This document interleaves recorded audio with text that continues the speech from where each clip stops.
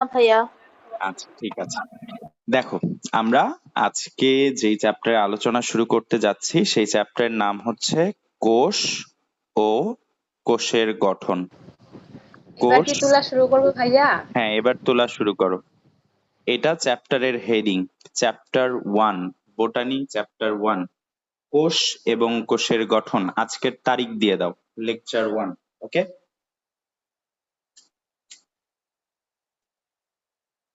দিয়েছো সবাই?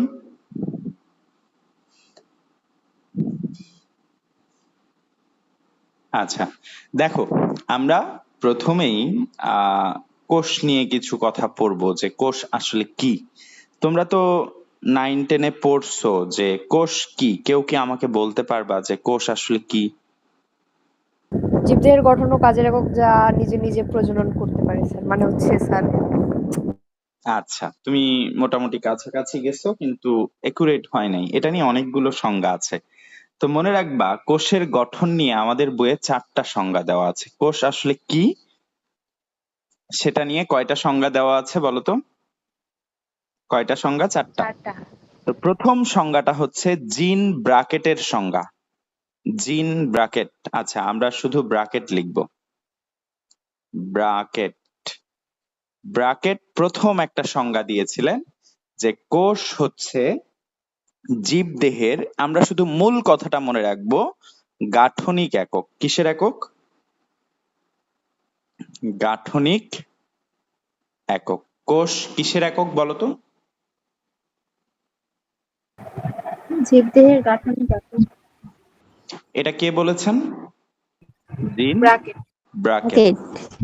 আচ্ছা, এরপরে তোমাদের সেই পরিচিত সংজ্ঞা যেটা দিয়েছিলেন লোই এবং সিকেভিস। কে দিয়েছিলেন? লোই ও সিকেভিজ। তারা যেই সংজ্ঞাটা দেন, এইটাতে তারা বলেন যে কোষ হচ্ছে, আগের জন বললেন কি গাঠনিক একক, এরা এসে বললেন যে কোষ হচ্ছে কাজের একক। কোষ কিসের একক? কিসের একক বলো? কাজের একক। কাজের একক। কাজের একক। এবার 3 এবং 4 নাম্বার জন যা করলেন, এরা হচ্ছে আগের 2 জনের কথাটাকে মিলায় একটা করে তাদের সংজ্ঞা দিলেন। তাদের কথার মূল ভাবটা হচ্ছে, পরের 3 এবং 4 নাম্বার জনের নাম হচ্ছে, প্রথমটা হিকম্যান। হিকম্যান, হিকম্যান যেটা বললেন যে কোষ হচ্ছে গঠন ও কাজের একক। কিসের একক? গঠন ও কাজের একক। কাজের একক। আরেকজন আছে, ভাইয়া তার নাম, ক্যামেরাটা একটু সরাই নিলে ভালো হইতো, দেখা যাচ্ছে না। আচ্ছা দেখো, ঠিক আরেকজন আছে। হচ্ছে রবার্টিস। রবার্টিস, তার ভাষ্য মতেও সেম কথা, যে কোষ কিসের একক? গঠন ও কাজের একক। তো এইটা আমাদের এমসিকিউতে অনেক সময় দেয়, যে কোন সংজ্ঞা অনুযায়ী কোষ গাঠনিক একক, জীবদেহের মৌলিক গাঠনিক একক। তাহলে বলো তো কার সংজ্ঞা অনুযায়ী গাঠনিক একক? ব্র্যাকেটের। ব্রাকেটের সংজ্ঞা অনুযায়ী। কাজের একক কার সংজ্ঞা অনুযায়ী? লোই এবং সিকেভিস। আর গঠন এবং কাজের একক কারা বলেছেন? হিকম্যান, হিকম্যান এবং রবার্ট। রবার্টিস। ঠিক আছে, এখন এই 4টা সংজ্ঞা আমাদের বইয়ে দেওয়া আছে, আমরা 4টা সংজ্ঞার মূল কথাগুলো জানলাম, কিন্তু একটা সংজ্ঞা আমাদের ডিটেইলস পড়তে হবে, যেটা তোমরা 9-10-এ পড়েছো। তো এই সংজ্ঞাটা হচ্ছে লোই এবং সিকেভিজের সংজ্ঞা। কার সংজ্ঞা? লোই লই ও ও সিকেভিজের সংজ্ঞা। এটা আমাদের ডিটেইলস পড়তে হবে। লোই ও সিকেভিজ কি বলেছেন একটু দেখো। লোই ও সিকেভিজ বলেছেন যে 3টা কথা মনে রাখবা। প্রথম কথাটা, আমরা মূল কথাটা আগেই পড়ে ফেলছি। কোষ কিসের একক বলতো? কোষ কাজের কিসের একক। একক? এখানে লিখো, প্রথম কথাটা হচ্ছে জৈবিক ক্রিয়াকলাপের একক। আমরা যেহেতু সংজ্ঞা লিখবো, একটু সাজায় লিখবো, এভাবে সংজ্ঞাটা লিখবো না, আমরা জাস্ট মূল কথাটা লিখতেছি। জৈবিক ক্রিয়াকলাপের একক। ক্রিয়াকলাপের একক। দ্বিতীয় শর্ত হচ্ছে একটা কোষকে যদি কোষ হতে হয়, দ্বিতীয় শর্ত হচ্ছে যে কোষটার চারদিকে একটা বৈষম্য ভেদ্য ঝিল্লি থাকতে হবে। কি থাকতে হবে? কি থাকতে হবে? বৈষম্য ভেদ্য বৈষম্য ভেদ্য ঝিল্লি। ঝিল্লি। ঠিক আছে, যেটাকে আমরা অর্ধভেদ্য ঝিল্লিও বলে থাকি। তাহলে এখানে 2 নাম্বার পয়েন্ট লিখে ফেলো, যা একটি যা একটি বৈষম্য ভেদ্য ঝিল্লি দ্বারা বৈষম্য ভেদ্য ঝিল্লি দ্বারা ঝিল্লি দ্বারা বেষ্টিত থাকে।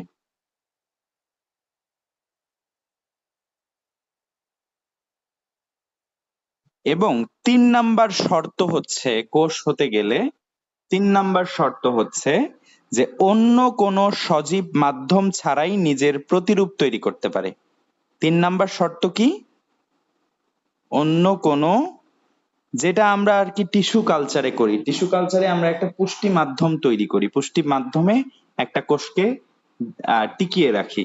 তো এই কোষ যখন জীবের দেহে থাকে তখন সে এরকম কোনো পুষ্টি মাধ্যম লাগে না, সে নিজে নিজেই টিকে থাকতে পারে, নিজে নিজেই নিজের প্রতিরূপ তৈরি করতে পারে। তো এইটাই আমরা এখানে লিখছি যে অন্য কোনো সজীব মাধ্যম ছাড়াই ছাড়াই নিজের প্রতিরূপ তৈরিতে সক্ষম।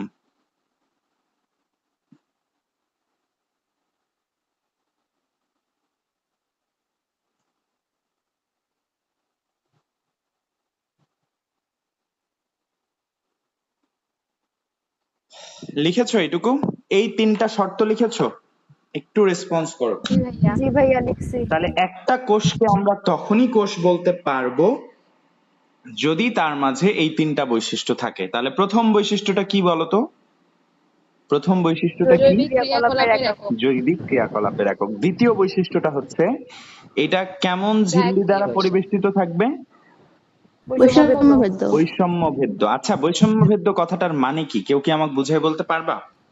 আর এখানে শুধু দ্রাবক পাস হয় কিন্তু দ্রব পাস হয় না, এটা হচ্ছে বৈষম্য ভেদ্য। না, পুরোপুরি ঠিক হয়নি। অন্য কেউ?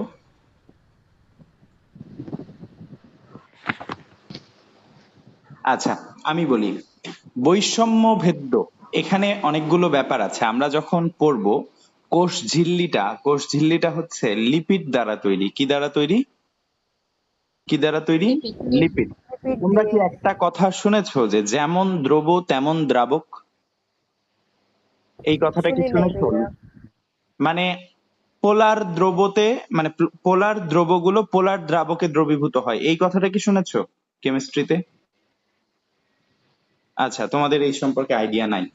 মানে ব্যাপারটা হচ্ছে, ধরো একজনের এরকম 2টা আয়ন আছে, মানে সোডিয়াম ক্লোরাইড, যেমন sodium chloride NaCl, Na plus Cl minus, আবার H2O, H plus OH minus.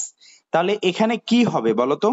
এই H প্লাস এই Cl মাইনাস কে আকর্ষণ করবে, এই OH মাইনাস এই Na প্লাস কে আকর্ষণ করবে, এবং তারা দুইজন মিলে একসাথে দ্রবীভূত হয়ে যাবে। এই জন্যই সোডিয়াম ক্লোরাইডটা পানিতে কি হয় বলতো?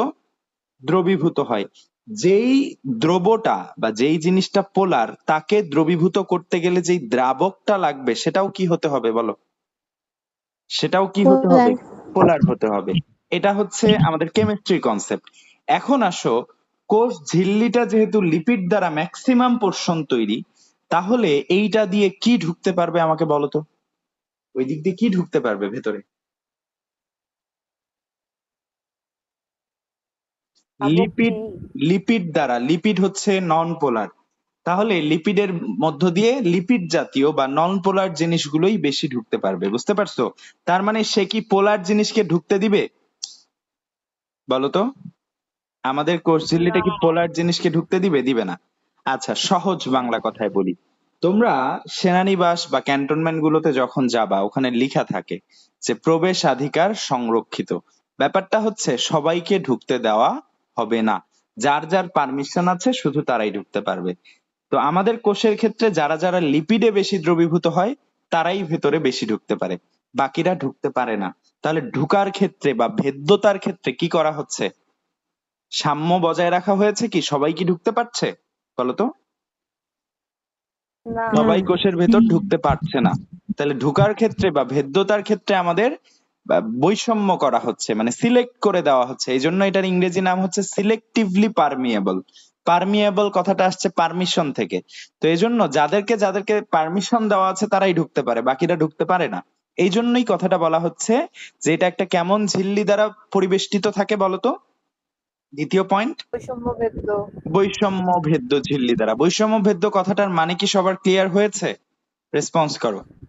এক কথায় বলেন স্যার, আপনি তো অনেকটা কাহিনী শুনাইলেন। আচ্ছা, এক কথায় বললে যেটা বললাম যে সবাই ঢুকতে পারবে না, যার পারমিশন আছে সেই ঢুকতে পারবে কোষের ভেতর, সেই বের হতে পারবে, বাকিরা ঢুকতে বা বের হতে পারবে না।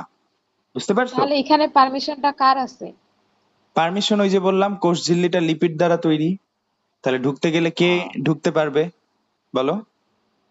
লিপিড, যারা লিপিড জাতীয় কোষঝিল্লি জিনিস। তো কোষঝিল্লি তো লিপোপ্রোটিন দিয়ে তৈরি, লিপিড হ্যাঁ, প্লাস প্রোটিন, এখানে তাহলে কাহিনী আছে। প্রোটিন। প্রোটিন গুলো চ্যানেল হিসেবে কাজ করে, ওদের হিসাব আলাদা।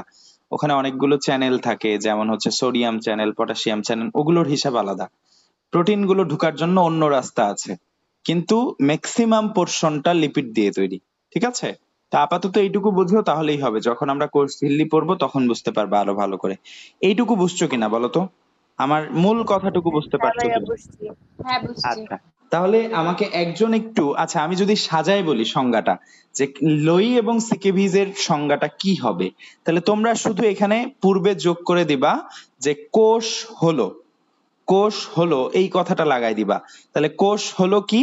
নাম্বার ওয়ান, জৈবিক ক্রিয়াকলাপের একক। তারপরের লাইনে লিখবা বা একই লাইনে লিখবা যা একটি বৈষম্য ভেদ্য ঝিল্লি দ্বারা পৃথক বা পরিবেষ্টিত থাকে, এবং এখানে লাগাই দিবা এবং অন্য কোনো সজীব মাধ্যম ছাড়াই নিজের প্রতিরূপ তৈরি করতে পারে।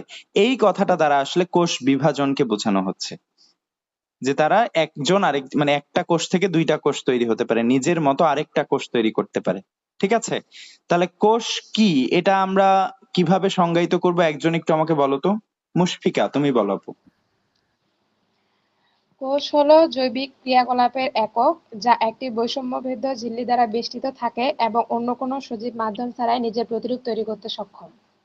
Very good. তাহলে কোষ কি এটা নিয়ে আমরা জানলাম।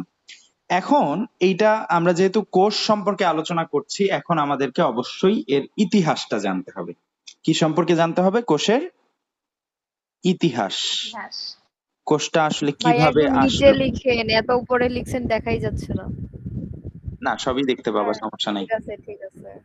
দেখো, কোষের ইতিহাস। কোষটা যখন ছিল না পৃথিবীতে, যখন কোষের কোনো অস্তিত্ব ছিল না, কোষ বলতে কোনো কিছু ছিল না, তখন দুইটা হুক লাগিয়ে কোষকে বের করে আনা হয়েছে। কয়টা হুক বলো?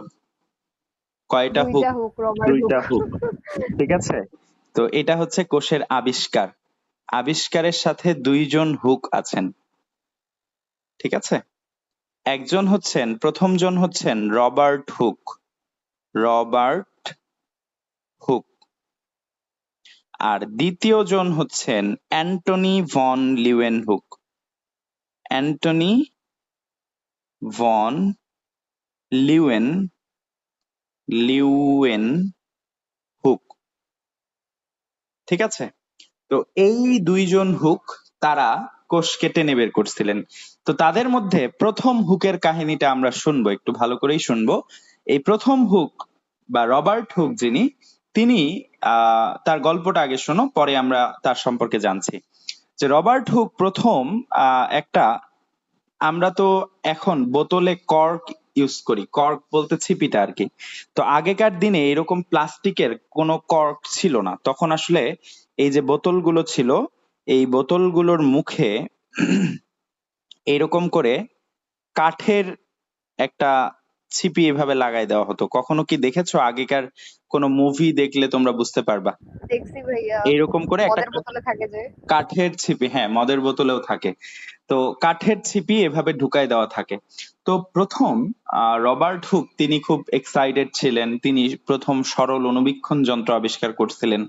তো তিনি তার অণুবীক্ষণ যন্ত্র, আমরা কি করি যখন একটা জিনিস আবিষ্কার করি তখন ওইটা নিয়ে অনেক কিছুকে এক্সপেরিমেন্ট করতে যাই, দেখতে যাই যে আসলে ভিতরে কি আছে। তো তিনি প্রথম এই কর্কটাকে বা এই ছিপিটাকে উপরে নিলেন, নিয়ে এই ছিপির একটা স্লাইস, এই ছিপিটাকে আপাতত এই অ্যান্টনি ফন লিউয়েনহুকের নামটা মিশাই দিলাম, ঠিক আছে? এই ছিপিটাকে একটা স্লাইস করলেন, এটাকে কেটে একটা স্লাইস করলেন, ঠিক আছে? এই ছিপিটাকে কেটে একটা স্লাইস করলেন, করে সেই স্লাইসটা জাস্ট এইরকম ছোট্ট একটা অংশ, চিকন একটা অংশ কেটে নিলেন, নিয়ে সেটাকে যখন মাইক্রোস্কোপে তিনি দেখলেন তখন সেটাকে এইরকম একটা জিনিস তিনি দেখতে পেলেন, যে এই ছিপির যে কাঠটা আছে সেই কাঠটার ভেতরে তিনি মাইক্রোস্কোপের নিচে নেওয়ার পরে দেখলেন যে অনেকগুলো ছোট ছোট ঘরের মতো জিনিস দেখা যাচ্ছে, যেমন ঠিক মৌমাছির চাকে দেখা যায়। মৌমাছির চাক, এর ভেতরে আমরা যদি দেখি যে মৌচাক যেটা, এর ভেতরে দেখা যায় অনেকগুলো ছোট ছোট ছোট ছোট কুঠুরি দেখা যাচ্ছে। অথবা তিনি এটাকে আরো দুইটা জিনিসের সাথে তুলনা করেছেন, একটা হচ্ছে আহ যারা সন্ন্যাসীরা থাকে, সন্ন্যাসীদের থাকার জন্য যে মঠগুলোতে যে ছোট ছোট সেল বা প্রকোষ্ঠ থাকে, ছোট ছোট ঘর থাকে, সেগুলোর সাথে তুলনা করেছেন। অথবা জেলখানার কয়েদিদের যে সেল থাকে, এত নাম্বার সেল অত নাম্বার সেল, এই সেলগুলোর সাথে বা ওই ঘরগুলোর সাথে তুলনা করে তিনি এই জিনিসগুলোর নাম দিয়েছিলেন সেল, ঠিক আছে? তো তাহলে প্রথম রবার্ট হুক কি করলেন? রবার্ট হুক এই কাজটা করেছিলেন 1665 সালে। কত সালে বলো? 1665। 1665 সালে তিনি প্রথম, তখন হচ্ছে তিনি রয়্যাল সোসাইটির ল্যাবরেটরিতে কাজ করতেন, বা ল্যাবরেটরির ডিরেক্টর ছিলেন, বা ল্যাবে কাজ করতেন আর কি। তো তার নিয়ন্ত্রণাধীন যখন ল্যাবটা ছিল তখন একদিন রয়্যাল সোসাইটিতে এরকম মিটিং হচ্ছে, সেখানে সবাইকে তার এক্সপার্টিস প্রদর্শনের জন্য বলা হয়েছে। তিনি তখন কি করছেন, তিনি তার এই এক্সপেরিমেন্টটা ওখানে শো করছিলেন। তো এই এক্সপেরিমেন্ট করে তিনি এইটাকে, এই যে ছোট ছোট ছোট ছোট ঘরগুলো দেখতে পেয়েছেন, এগুলোকে তিনটা জিনিসের সাথে তুলনা করেন।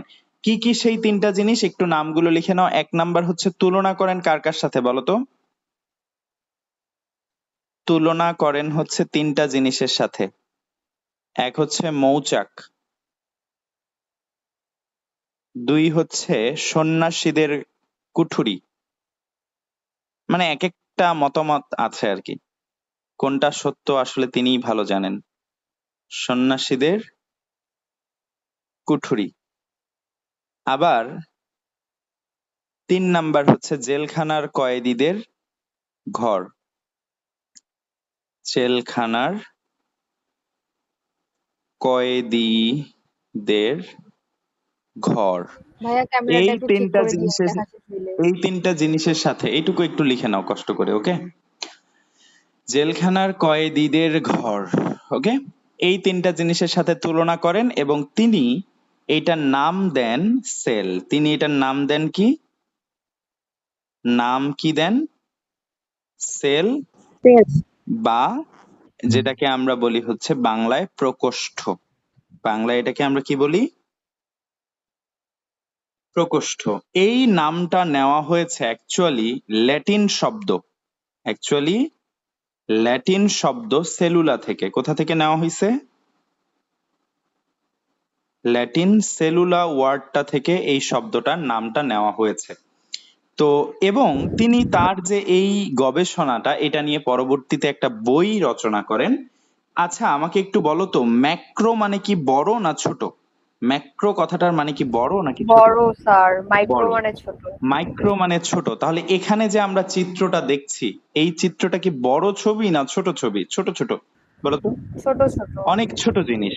তাহলে এই জন্য ছোট ছবি, এই জন্য তিনি এই নামটা দেন, এই বইটার নাম দেন, তার গবেষণা নিয়ে যে একটা বই রচনা করেন সেই বইটার নাম দেন হচ্ছে মাইক্রোগ্রাফিয়া। গ্রাফ মানে ছবি, মাইক্রোগ্রাফিয়া,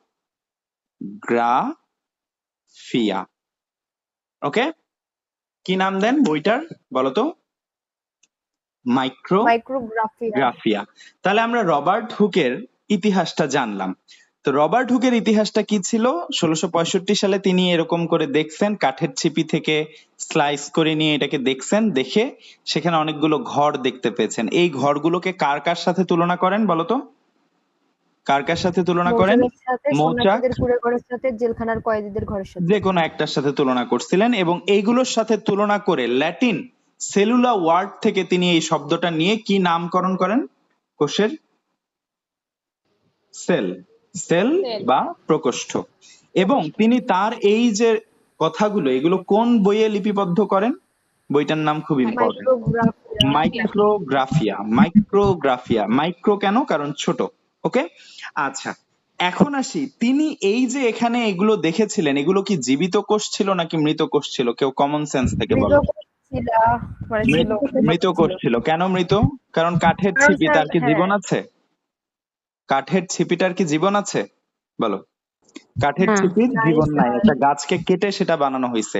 তার মানে এখন আমরা সিদ্ধান্তে আসবো যে রবার্ট হুক আসলে কি আবিষ্কার করছিলেন। এই যে তিনি এটাকে সেল নাম দিলেন, এটা আসলেই অ্যাকচুয়ালি কি ছিল? মনে রাখবা, তোমাদের প্রশ্নটা আসবে প্রথম কোষ কে আবিষ্কার করেন? প্রথম কোষ কে আবিষ্কার করেন? সেটা হচ্ছে রবার্ট হুক। সেটা জীবিত হোক আর মৃত হোক, এটা যদি উল্লেখ না থাকে যে জীবিত না মৃত, তাহলে অ্যান্সার কি হবে বলো? Robert Hooke. তাহলে রবার্ট অ্যান্সার হুক। হবে রবার্ট হুক। কিন্তু সেই কোষটা কি জীবিত ছিল না মৃত ছিল? অবশ্যই সেই কোষটা কি? যদি প্রশ্নে আসে মৃত কোষ কে আবিষ্কার করেন, তাও অ্যান্সার কি হবে? Robert Hooke. Robert Hooke. আরেকভাবে প্রশ্নটা আসতে পারে, এই যে মৃত কোষ তার অ্যাকচুয়ালি ভেতরে কিচ্ছু ছিল না, এই জন্য ভেতরটা ফাঁকা ছিল, শুধু যে চারদিকে যেটা ছিল এটা কি বলতো? এটা অ্যাকচুয়ালি কি? আমরা যদি একটা ছোট্ট কোষকে দেখি কোষ ওখানকার, প্রাচীর ছিল। এটা ছিল কোষ অ্যাকচুয়ালি প্রাচীর। কোষ প্রাচীর। তাহলে এখানে তিনি অ্যাকচুয়ালি কি আবিষ্কার করছিলেন? পুরো কোষটাকে আবিষ্কার করতে পেরেছিলেন না শুধু কোষ প্রাচীর আবিষ্কার করেছিলেন? শুধু কোষ প্রাচীর। শুধু কোষ প্রাচীর। তাহলে এখানে আরেকটা প্রশ্ন আসতে পারে এই রবার্ট হুক থেকে, সেটা হচ্ছে প্রথম কোষ প্রাচীর কে আবিষ্কার করেন? বলো, কোষ প্রাচীর আবিষ্কার করেন কে? অ্যান্সার হচ্ছে তাও কি বলতো? Robert Hooke. Robert hook. এবং তিনি ওই যে ল্যাটিন শব্দ থেকে নামটা দেন, তাহলে কোষের নামকরণ কে করেন বলো? কোষের রবার্ট হুক। নামকরণ। তাহলে একটা নাম থেকে বা একটা ব্যক্তি থেকে কতগুলো কোশ্চেন, এখান থেকে কি কি কোশ্চেন আসতে পারে আমি একটু বলে দিই।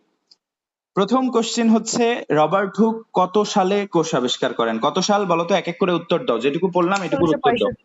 1665। 1665। 1665। আচ্ছা, তারপরে তার যে গ্রন্থটা, সেই গ্রন্থটার নাম কি? তার এই মাইক্রোগ্রাফিয়া। মাইক্রোগ্রাফিয়া। তিনি প্রথম কি আবিষ্কার করেছিলেন? জীবিত কোষ নাকি মৃত কোষ? মৃত কোষ। মৃত কোষ। এটাকে অ্যাকচুয়ালি আমরা কি বলতে পারি? মৃত কোষের কোন অংশটা তিনি কোষ দেখেছিলেন? প্রাচীর। কোষ কোষ প্রাচীর। প্রাচীর। যদি প্রশ্ন আসে কোষের নামকরণ কে করেন, অ্যান্সার কি হবে? Robert Hooke. Robert Robert Hooke. এই রবার্ট হুককে নিয়ে কারো কোনো কনফিউশন আছে? না ভাইয়া। না। আশা করি কারো কোনো কনফিউশন নাই। ঠিক আছে, তাহলে রবার্ট হুক নিয়ে আমাদের পড়া শেষ। এখন আরেকজন হুকের নাম আমরা লিখেছিলাম, তিনি হচ্ছেন অ্যান্টনি ভন লিউয়েনহুক। তার নামের পাশে শুধু লিখে নাও যে তিনি জীবিত কোষ আবিষ্কার করেন, মানে পূর্ণাঙ্গ কোষ আবিষ্কার করেন। অ্যান্টনি ভন লিউয়েনহুকের পাশে দুইটা কথা লিখে নাও, দুই ভাবে কোশ্চেনটা আসতে পারে। নাম্বার ওয়ান, যে প্রথম জীবিত কোষকে আবিষ্কার করেন, অথবা প্রথম পূর্ণাঙ্গ কোষকে আবিষ্কার করেন। দুই ভাবেই কোশ্চেনটা আসতে পারে, জীবিত কোষ অথবা পূর্ণাঙ্গ কোষ। এই দুইটা দিয়েই যদি উত্তর দেয় তাহলে অ্যান্সার কি হবে বলো? Antonie van Leeuwenhoek. Leeuwenhoek. Antonie van Leeuwenhoek. এবং তার সালটা লাগবে, তিনি মূলত রবার্ট হুকের 9 বছর পর, তাহলে 1665 সালে 9 সাথে 9 যোগ করলে কত হবে? 74 স্যার। 1674। 1674 সালে তিনি তার এই পূর্ণাঙ্গ কোষটা আবিষ্কার করেন। তাহলে এই তিনটা তথ্য আমরা অ্যান্টনি ভন লিউয়েনহুক থেকে মনে রাখবো। যে অ্যান্টনি ভন লিউয়েনহুক কত সালে কাজ করেন কোষ নিয়ে? 1674 সাল, 9 বছর পরে। আর তিনি কি কাজ করেন? তিনি প্রথম জীবিত কোষ আবিষ্কার করেন এবং কি করেন বলো? পূর্ণাঙ্গ কোষ আবিষ্কার করেন। তাহলে এই হচ্ছে আমাদের কোষের আবিষ্কার। এখন আবিষ্কার তো গেল, এখন আমরা যেটা নিয়ে কথা বলবো সেটা হচ্ছে প্রথম কোষটা আবিষ্কার তো হয়েছে অনেক পরে, কিন্তু পৃথিবীতে প্রথম কোষটা আসলে কিভাবে তৈরি হলো? ভাইয়া দেখা প্রথম, যাচ্ছে না তো। আচ্ছা একটু দাঁড়াও, এটা আমি একটু উপরে তুলি তাহলে দেখতে পারবা। দেখতে পাচ্ছো? জি ভাইয়া। জি ভাইয়া। প্রথম কোষ সৃষ্টি, এই নিয়ে আমরা এখন কথা বলবো। প্রথম কোষ সৃষ্টি নিয়ে একটা মতবাদ আছে, সেই মতবাদটা আমরা জানবো একটু পরে। দেখো, পৃথিবীতে যখন কোনো কিছুই ছিল না, সৃষ্টির শুরু হয়েছিল, তখন আসলে আমরা কেউই জীবিত ছিলাম না, মানে কেউই ছিলাম না, কারোরই কোনো অস্তিত্ব ছিল না। জীবের সূচনা হয়েছে ওই কোষের সূচনা থেকেই। তো সেটা সম্পর্কে আসলে এক্সাক্ট তথ্য দেওয়া আমাদের কারো পক্ষেই কি সম্ভব বলো তো? এক্সাক্ট না। তথ্য না। দেওয়া কারো পক্ষেই সম্ভব না, কোটি কোটি কোটি কোটি বছর আগের কথা। তো সেটা নিয়ে আমাদের কারোরই কোনো তথ্য প্রমাণ করার কিছু নাই, যার কারণে তখন যে জিনিসগুলো দেওয়া হয়েছে যেটা আসলে প্রমাণ করা সম্ভব নয়, এই জিনিসগুলোকে বলা হয় হাইপোথিসিস। এই জিনিসগুলোকে কি বলা হয়? যেগুলোকে কখনো প্রমাণ করা সম্ভব নয়, যে এটা আসলে হাইপোথিসিস। কিভাবে হয়েছিল। আমরা জাস্ট বলতে পারি যে হয়তো এভাবে হয়েছিল, এভাবে যেহেতু এখন হচ্ছে তাহলে তখনও হয়তো হয়েছিল, কিন্তু আমরা এটা প্রমাণ করতে পারি না যে তখন এইটাই হয়েছিল। ঠিক আছে, এই জন্য এটাকে বলা হয় হাইপোথিসিস। তো প্রথম কোষের সৃষ্টি নিয়ে অনেকগুলো হাইপোথিসিস আছে, তার মধ্যে সবচেয়ে গ্রহণযোগ্য একটা হাইপোথিসিস হচ্ছে আরএনএ ওয়ার্ল্ড হাইপোথিসিস। তো আমরা এটা নিয়েই কথা বলবো এখন। তার আগে তোমাদেরকে একটা জিনিস একটু বলি, যে প্রথম কোষ সৃষ্টির সময় তার আগে কিছু ঘটনা ঘটেছিল। আমাদের মহাকাশ তত্ত্ব বা যেটাকে আমরা কসমোলজি বলি, সৃষ্টি তত্ত্ব, সেই অনুযায়ী দুইটা ঘটনা ঘটেছিল। এই আমাদের শুরু হচ্ছে বিগ ব্যাং নামে একটা ঘটনা থেকে। এই বিগ ব্যাং এর আগে যেই ঘটনাটা ঘটেছিল সেটাকে বলা হয় বিগ ক্রাঞ্চ। ধারণা করা হয় আগেও এরকম একটা মহাবিশ্ব ছিল। এই মহাবিশ্বটা ধরো এত বড়, এত বড়, মানে আমরা তো এখানে মহাবিশ্বকে তো আর রাখতে পারবো না। দেখছো আমার পাওয়ার, আমি মহাবিশ্বকে এখানে এঁকে ফেলছি। যাই হোক, দেখো, মহাবিশ্ব এত বড় ছিল আগে, সাপোজ আগের মহাবিশ্ব, তখন এটা আস্তে আস্তে আস্তে আস্তে আস্তে আস্তে সংকুচিত হচ্ছে। সংকুচিত হলে সবকিছু এক জায়গায় চলে আসবে, এক জায়গায় আসতে আসতে আস্তে আস্তে একটা বিন্দুতে পরিণত হয়েছে। এই তত্ত্বটাকে বলা হয় বিগ ক্রাঞ্চ তত্ত্ব। এটাকে কি বলা হয়? বিগ বিগ ক্রাঞ্চ তত্ত্ব। ক্রাঞ্চ তত্ত্ব। ঠিক ভাইয়া আছে, এগুলো কি তুলে নিব? না এগুলো তুললে তুলতে পারো, দরকার নাই আসলে, এগুলো হচ্ছে দরকার নাই। দেখো বিগ তাহলে ছাড়ে ক্রাঞ্চ, দিলাম। হ্যাঁ দরকার নাই এটুকু।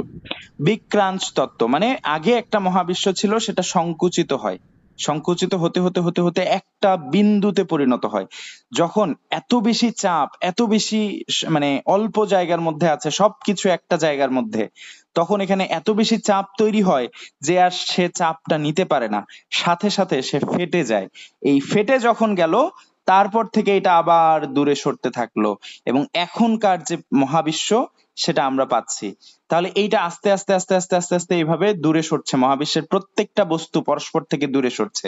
এই যে আমাদের পৃথিবী, পৃথিবী থেকে বিভিন্ন অন্যান্য যে গ্যালাক্সি গুলো আছে, আমরা তো আছি মিল্কি ওয়ে গ্যালাক্সিতে, অন্যান্য আলফা সেন্টোরাই বা এই ধরনের অন্যান্য যে গ্যালাক্সি গুলো আছে, আমাদের সবচেয়ে নিকটতম গ্যালাক্সি আলফা সেন্টোরাই। তো এইগুলো প্রতিনিয়ত দূরে সরতেছে, এই যে একজন আরেকজনের থেকে এইভাবে এইভাবে দূরে সরছে। তো এই দূরে সরতে সরতে এই যে প্রথম বিস্ফোরণটা হইলো, এটাকে বলা হয় বিগ ব্যাং। এটাকে কি বলা হয়? আচ্ছা ভাইয়া, তাহলে কাছে আসলো কি জন্য? দরকার কি ছিল কাছে আসার? এইটাই, এইটাই পুরোটা মিলেই একটা তত্ত্ব। এই তত্ত্বটাকে বলা হয়, এই তত্ত্বটাকে বলা হয় পালসার থিওরি। কি থিওরি? পালসার থিওরি, মানে একবার সংকোচন আরেকবার প্রসারণ। মহাবিশ্বটা, এটা তো কেউ প্রমাণ করতে পারে নাই, তো অনেকের ধারণা যেহেতু প্রসারণ হচ্ছে তার মানে আগে অবশ্যই কি ছিল, আগে অবশ্যই কি ছিল, সংকোচন হয়েছিল। ঠিক আছে, সংকুচিত তো ছিল। এটা এইগুলো আসলে ধারণা। তো এই সংকোচন হতে হতে একটা বিন্দুতে আসছে, তারপর আবার ফাটছে, আবার সংকুচিত হবে, আবার ফাটবে, এরকমই হয়তো চলতে থাকবে। তখন হয়তো আমরা থাকবো না, এত এত এই মহাবিশ্ব থাকবে না, অন্য মহাবিশ্ব আসবে, সেটা তো আমরা বলতে পারি না। তো যাই হোক, এই যে যখন বিগ ব্যাং হলো, বিগ ব্যাং হওয়ার ফলে এখানে অনেক তাপ ছিল, ওই সেই তাপগুলো আস্তে আস্তে বিকীর্ণ হওয়া শুরু করলো, চারদিকে ছড়িয়ে পড়া শুরু করলো। এক পর্যায়ে সেখানে কিছু গ্যাস তৈরি হলো। এই গ্যাসগুলোই হচ্ছে আমাদের এখানকার মূল জিনিস। আমাদের চারটা গ্যাস ছিল মহাবিশ্বের, যখন বিগ ব্যাং হইলো তখন সেখানে 4টা গ্যাস ছিল। কয়টা গ্যাস ছিল? 4টা। 4টা গ্যাস ছিল। এই 4টা গ্যাসের নাম মনে রাখবা একটা কথা দিয়ে, সেটা হচ্ছে আমি, হ, যে। কোথায়? আমি কিন্তু পড়াচ্ছি না, আমি কোথায় গেছি বলো? মহাবিশ্বে চলে গেছেন ভাইয়া। না, আমি মহাবিশ্বে যাইনি, হজে গেছি। একটু ধর্মীয় এটা ধার্মিক কি কাজ হচ্ছে করতে গেছি। ভাইয়া, যখন মহাবিশ্বটা বিস্ফোরিত হয় তখন এই 4টা হ্যাঁ, গ্যাস ছিল? তখন এই 4টা গ্যাস তৈরি হয়েছিল। ঠিক আছে, ওই ও আচ্ছা। বিস্ফোরণের ফলে সেখানে এই 4টা গ্যাস তৈরি হয়েছিল। আ দিয়ে লিখো অ্যামোনিয়া। আ দিয়ে লিখো অ্যামোনিয়া। মি দিয়ে লিখো মিথেন, CH4। লিখছো? হ দিয়ে লিখো হাইড্রোজেন। আর জে দিয়ে লিখো জলীয় বাষ্প, H2O গ্যাস, জলীয় বাষ্প বা স্টিম। ঠিক আছে, তাহলে শুরুতে, সৃষ্টির শুরুতে কি কি গ্যাস ছিল বলো? সৃষ্টির শুরুতে কি কি গ্যাস ছিল? অ্যামোনিয়া, মিথেন, হাইড্রোজেন আর জলীয় বাষ্প। হাইড্রোজেন। এই 4টা গ্যাসের উপর যখন আলো পড়লো বা এই যে বিকিরিত শক্তিটা পড়লো, আমরা জানি শক্তি পেলে বিভিন্ন মলিকিউল একসাথে বিক্রিয়া করে। তো এরাও তখন একসাথে হয়ে গেল। একসাথে হয়ে গিয়ে এই 4টা জিনিসে যখন শক্তি বা আলো পড়লো, শক্তি পাওয়ার ফলে এই 4টা জিনিস মিলে যেই জিনিসটা তৈরি করলো তাকেই বলা হয় অ্যামিনো অ্যাসিড। কি তৈরি করলো বলতো? Amino amino acid. অ্যাসিড। এবং তখন একই সাথে এই অ্যামিনো অ্যাসিডের অনুযায়ী কোনো একভাবে আরএনএ তৈরি হয়েছিল। তো সেই আরএনএ এবং অ্যামিনো অ্যাসিড মিলে এরপরে বানাইলো হচ্ছে প্রোটিন। এইখানে এসে যোগ দিল আরএনএ। আরএনএ বিভিন্ন ধরনের ওই এই অ্যামিনো অ্যাসিড গুলো থেকেই কোনোভাবে রূপান্তর হয়ে শক্তির ফলে বিভিন্ন প্রক্রিয়ায় তৈরি হয়েছিল আরএনএ। সেই আরএনএ এবং অ্যামিনো অ্যাসিড মিলে এবার তৈরি করলো প্রোটিন। কি তৈরি করলো? কি তৈরি করলো বলো? এই অ্যামিনো অ্যাসিড। প্রোটিন। তোমরা তো এইটুকু নিশ্চয়ই জানো যে প্রোটিন একটা পলিমার, প্রোটিনের মনোমার হচ্ছে অ্যামিনো অ্যাসিড। এটা কি জানো? প্রোটিন ভেঙে কি হয়? পরিপাকের চ্যাপ্টারে পড়ছো না? প্রোটিনকে ভাঙলে ছোট ছোট কি জিনিস পাই আমরা?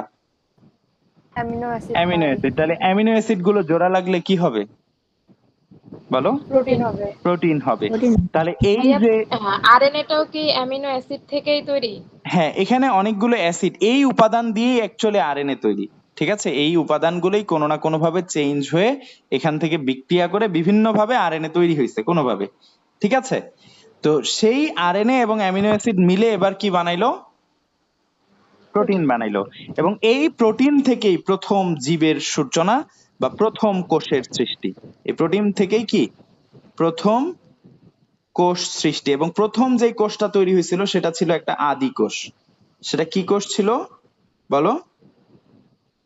প্রথম কোষটা কি কোষ আদিকোষ। ছিল? আদি কোষ। আমাদের কি এইটুকু ক্লিয়ার? এই গল্পটা ক্লিয়ার? সৃষ্টির শুরুতে কোন কোন গ্যাস ছিল আগে বলো তো? কি দিয়ে মনে রাখছি আমরা? অ্যামোনিয়া, হচ্ছে আমি, হজে। হজে। আ দিয়ে কি? অ্যামোনিয়া। অ্যামোনিয়া। মি দিয়ে অ্যামোনিয়া। মিথেন। হ দিয়ে হাইড্রোজেন, জলীয় বাষ্প। জলীয় বাষ্প। এখানে কি কোনো অক্সিজেন ছিল? এই জায়গায় এটা বইয়ে স্পষ্ট লেখা আছে, এই সময় মুক্ত কোনো অক্সিজেন ছিল না। এটা একটা এমসিকিউতে আসে, বারবার আসে, যে সৃষ্টির শুরুতে কোন গ্যাসটি ছিল না? কোনো কি ছিল না বলতো? অক্সিজেন ছিল না। মুক্ত অক্সিজেন ছিল না। অক্সিজেন ছিল না। দেখো এই 4টার মধ্যে কোথাও কিন্তু মুক্ত অক্সিজেন নাই। H2O তে অক্সিজেন আছে কিন্তু সেটা মুক্ত না, পানির সাথে, হাইড্রোজেনের সাথে বন্ড। তো যাই হোক, এই আচ্ছা 4টা গ্যাস আচ্ছা মিলে, ভাইয়া, তখন হ্যাঁ কি বলো। পৃথিবীর সৃষ্টি হইছে? মানে এই না না না, সবগুলা প্রক্রিয়া কি তখনও পৃথিবীতে পৃথিবী হইছে? সৃষ্টি হয় নাই। তখনও পৃথিবী হয়তো সৃষ্টি হয় নাই, কারণ তাহলে তখন এগুলা পৃথিবী, কোথায় হইছে? এই জিনিসগুলো বায়ুমণ্ডলে হইছে, সেখান থেকে কোনোভাবে, এটা আসলে হাইপোথিসিস, তো এখন কি বলবা, এটা সেখান থেকে বায়ুমণ্ডল না, হয়তো পৃথিবীর বাইরে হইছে। যেখানেই হোক, শুধু পৃথিবীতেই তো যেহেতু জীবনের অস্তিত্ব পাওয়া যায়, তার মানে ধরে নেওয়া যাবে সেই মহাবিশ্বের যে খণ্ডটা ছড়াই গেছে তার যে কোনো একটা খণ্ডতেই এই ঘটনাটা ঘটছে, সেটা হচ্ছে পৃথিবী। এখন আর কোথাও যদি জীবনের উৎস খুঁজে পাওয়া যায় তাহলে সেখানেও হইছে। বুঝে গেছে? এটা তো গবেষণা করে শেষ হয় নাই, এটার কোনো এখনো শেষ নাই যে আসলে এখানেই গবেষণা শেষ। এখনো অনেক কিছু আমাদের জানা বাকি। সেটা নিয়ে আবার অ্যাস্ট্রোলজি নিয়ে আমার একটু ইন্টারেস্ট ছিল। এই জিনিসগুলোকে বলা হয় ডার্ক ম্যাটার, যেগুলো সম্পর্কে আমরা জাস্ট বুঝতে পারি যে তারা মহাকর্ষে অবস্থান করছে বা মহাকর্ষে অবদান রাখতেছে মহাকর্ষ বল তৈরিতে, কিন্তু তাদেরকে আমরা কোনোভাবেই ট্রেস করতে পারি না। ঠিক আছে, এই জিনিসগুলো সম্পর্কে আমাদের বিন্দুমাত্র আইডিয়া নাই। তখন আমরা তাদেরকে নাম দিয়ে দিছি অদৃশ্য বস্তু বা কৃষ্ণ বস্তু বা ডার্ক ম্যাটার। তো যাই হোক, এরকম অনেক জায়গা আছে যেখানে হয়তো প্রাণের অস্তিত্ব থাকলেও থাকতে পারে, কিন্তু আমাদের রিচ সে পর্যন্ত না এখন পর্যন্ত। যার কারণে এটা বলা যাবে না যে আর কোথাও আছে কিনা। তার মানে যেহেতু পৃথিবীতে জীবন আছে, তার মানে শুরুটা হয়েছিল পৃথিবীতেই। বুঝে গেছে? ক্লিয়ার কি? এখন আমাকে বলো, এই চারটা গ্যাসের উপর শক্তি পড়ে প্রথম কি তৈরি হয়েছিল? Amino acid. Amino acid. Amino acid থেকে চেঞ্জ হয়ে, কোন রকম চেঞ্জ হয়ে, তাপ দিয়ে কি তৈরি হয়েছিল? আরএনএ। এবং আরএনএ। দুইজন মিলে আরএনএ। আলটিমেটলি কি বানাইছে? প্রোটিন। প্রোটিন। প্রোটিন থেকে দেন প্রথম কোষ, আর প্রথম কোষ হচ্ছে আদি কোষ। সে নাম হচ্ছে এবং এই আদিকোষ। প্রোটিন থেকেই তৈরি হয় কোষ, যেটা হচ্ছে আদিকোষ। ঠিক আছে, তাহলে জি তোমাকে ভাইয়া। যদি বলা হয় এই পুরো জিনিসটাকে বলা হয় আরএনএ ওয়ার্ল্ড হাইপোথিসিস। দেখো, কোষ তৈরি হয়েছে, তার মানে কোষ মানেই তো জীবন, তার মানে সবকিছু জীবিত, সবকিছু সূচনা এই আরএনএ থেকে। এই জন্য এটাকে বলা হয় কি? RNA world hypothesis. হাইপোথিসিস। ওকে, এই পুরো জিনিসটাকে কি বলা হয়? RNA world RNA world hypothesis. Hypothesis. ঠিক আছে, তো এর মধ্যে আহ দুইজনের বা দুইটা জিনিসের নাম আছে। একজন হচ্ছে এই চারটা গ্যাস মিলে যে অ্যামিনো অ্যাসিড তৈরি হলো, এই কথাটা বলেন দুইজন বিজ্ঞানী বা প্রমাণ করেন দুইজন বিজ্ঞানী। দেখো, এখানে এই আরএনএ ওয়ার্ল্ড হাইপোথিসিসের এই জায়গাটা আমি মিশাই দিলাম, তোমরা সাইডে লিখে নিও এটা, যে এই চারটা গ্যাস মিলে যে অ্যামিনো অ্যাসিড তৈরি হয়, এই কথাটা বলেন হচ্ছে দুইজন বিজ্ঞানী। একজনের নাম মিলার, MILLER, এবং আরেকজনের নাম ইউরে। এখান থেকে যে অ্যামিনো অ্যাসিড তৈরি হয়, এই কথাটা কে বলেন বলতো? মিলার এবং ইউরে। এবং এই পুরো জিনিসটা মিলে যে হাইপোথিসিসটা দাঁড় করানো হয়, সেটার নাম কি বলতো? RNA world hypothesis. RNA world hypothesis. এইটুকু কি ক্লিয়ার সবার? এই আরএনএ ওয়ার্ল্ড হাইপোথিসিসটা ক্লিয়ার? জি ভাইয়া, ক্লিয়ার। এতক্ষণ তো আমরা ছবির ভাইয়া মাধ্যমে, মিশায়েন না। আহা মিশাই ফেলছি রে। কেন মানে মিশায় ফেলেন কেন এত তাড়াতাড়ি? তখন আমিও ঠিক আচ্ছা বলে নামগুলা দিই। শুধু একটু দেন, শুধু নামগুলো আরেকবার লিখে দেন। আচ্ছা, নামটা হচ্ছে মিলার এবং ইউরে, MILLER, মিলার এবং UREY, ইউরে। ওকে, লিখেছো? ইউরেটা UREY, ইউরে। তারা বলেন যে ওই চারটা গ্যাস মিলে অ্যামিনো অ্যাসিড তৈরি হয়। সবার কি লেখা হয়েছে বলো? ইয়েস ভাইয়া। জি ভাইয়া। আচ্ছা, এখন আমরা এই আরএনএ ওয়ার্ল্ড হাইপোথিসিসটাকে সামারাইজ করব। এখান থেকে আমরা কি কি জানলাম? আরএনএ ওয়ার্ল্ড হাইপোথিসিস, এখান থেকে আমরা চারটা কথা মনে রাখবো। কয়টা কথা? চারটা কথা। এই যে গ্যাসগুলো, তারা কি জীব ছিল না জড় ছিল? গ্যাস মানে কি জীবিত উপাদান না জড় উপাদান? জড়ো। জড় উপাদান। তাহলে এখানে লিখো যে প্রথম যে কোষটা সৃষ্টি হয়েছিল, সেটা তৈরি হয়েছিল জড় উপাদান থেকে। প্রথম কোষ সৃষ্টি হয় কোথা থেকে? জড়ো। জড় উপাদান থেকে। আচ্ছা, 2 নাম্বার যেই জিনিসটা জানবো, যে এই সময় লাইটেনিং বা আলো পড়ার কারণে চারটা গ্যাস মিলে অ্যামিনো অ্যাসিড তৈরি হয়েছিল। সেই চারটা গ্যাস কি বলতো?